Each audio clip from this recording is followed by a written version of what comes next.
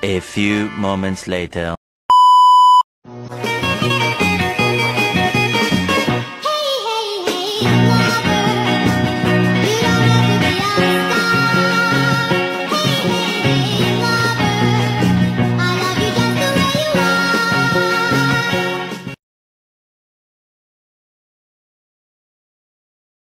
Baiklah, Assalamualaikum warahmatullahi wabarakatuh.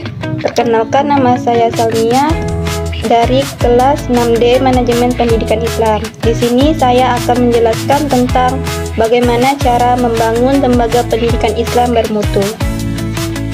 Baiklah, sudah kita lihat di sini ada beberapa pembahasan yang akan kita jelaskan pada hari ini. Pertama, pendidikan Islam, fondasi peradaban masa depan. Yang kedua, menetapkan visi dan misi yang jelas dan kuat. Yang ketiga, merancang kurikulum yang terintegrasi. Yang ketiga, membangun kualitas guru sebagai teladan. Yang kelima, menciptakan lingkungan belajar yang Islam. Yang keenam, menyediakan fasilitas yang mendukung dan bermakna. Yang ketujuh, mengelola lembaga dengan manajemen profesional. Yang ke-8, melakukan evaluasi dan perbaikan berkelanjutan. Yang ke-9, melibatkan orang tua dan masyarakat secara aktif. Yang ke-10, menjadikan pendidikan Islam sebagai investasi akhirat. Yang pertama, pendidikan Islam, fondasi peradaban masa depan. Maksudnya di sini, membangun lembaga pendidikan Islam yang bermutu adalah tugas mulia, sekaligus strategis dalam membentuk generasi muslim yang unggul. Pendidikan Islam bukan hanya soal transfer ilmu, tetapi juga pembinaan akhlak, keimanan, dan kepemimpinan. Di tengah tantangan zaman yang semakin kompleks, lembaga pendidikan Islam harus mampu menjadi benteng moral dan pusat peradaban yang tetap relevan dengan perkembangan dunia modern. Yang kedua, menetapkan visi dan misi yang jelas dan kuat. Langkah pertama dalam membangun lembaga pendidikan Islam bermutu adalah memiliki visi dan misi yang jelas. Visi dan misi akan menjadi arah utama lembaga dalam jangka panjang, seperti menjadi dasar dari semua kebijakan dan program yang dijalankan. Visi yang kuat akan menjawab pertanyaan besar. Anak seperti apa yang kita hasilkan? Apakah seorang hafiz Quran, pemimpin masa depan, atau ilmuwan muslim yang berakhlak mulia? Yang ketiga, merancang kurikulum yang terintegrasi. Maksudnya di sini tuh, setelah menetapkan visi dan misi, langkah berikutnya adalah merancang kurikulum yang terintegrasi antara ilmu agama dan ilmu umum. Pendidikan Islam tidak boleh mengabaikan salah satu dari keduanya.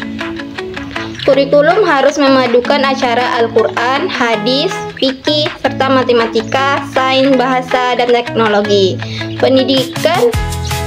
Pendekatan ini akan melahirkan generasi yang memiliki keimanan yang kokoh dan kemampuan berpikir kritis.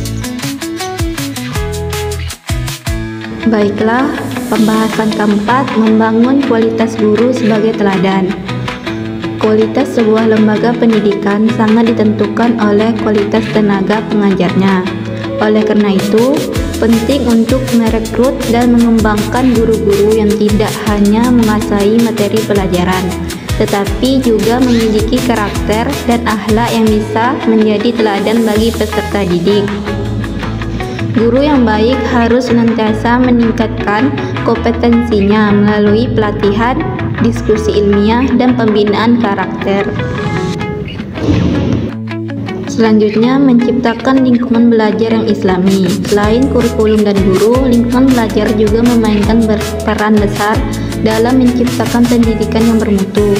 Lingkungan sekolah harus mencerminkan nilai-nilai Islam dan setiap aspek, mulai dari kebersihan, tata tertib, budaya saling menghormati, hingga suasana spiritual yang kuat.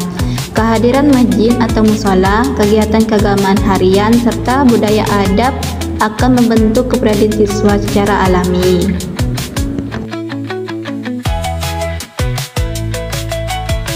Baiklah, pembahasan ke-6, menyediakan fasilitas yang mendukung dan bermakna. Fasilitas yang memadai menjadi faktor pendukung penting.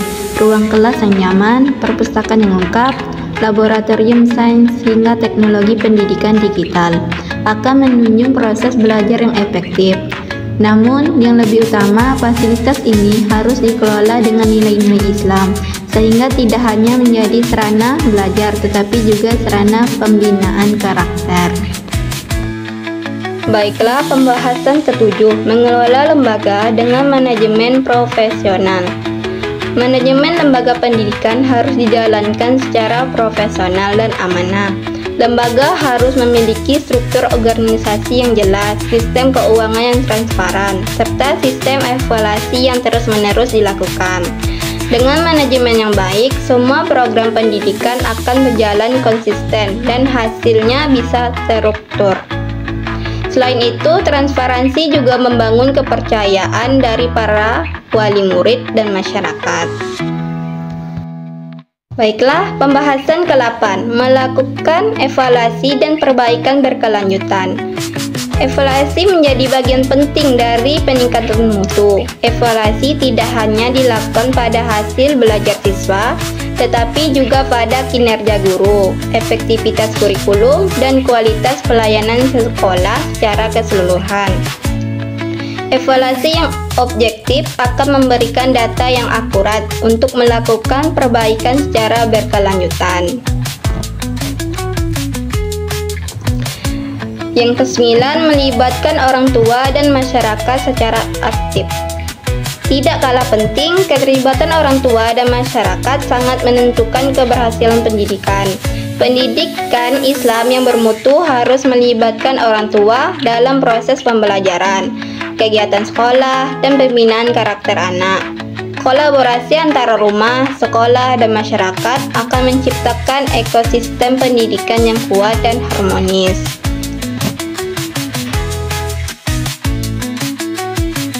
Terakhir, menjadikan pendidikan Islam sebagai investasi akhirat. Kesimpulannya, membangun lembaga pendidikan Islam yang bermutu bukan pekerjaan instan. Ia membutuhkan visi jangka panjang, keseriusan dalam pelaksanaan, serta sinergi dari sebagai pihak. Namun, hasilnya akan sangat berarti. Lahirnya generasi Islam yang cerdas, beradab, dan siap memimpin dunia dengan cahaya iman dan ilmu. Karena itu, mari kita jadikan pendidikan Islam sebagai prioritas utama dalam membangun masa depan umat.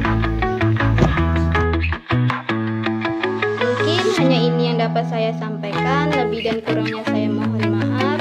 Bila ada perkataan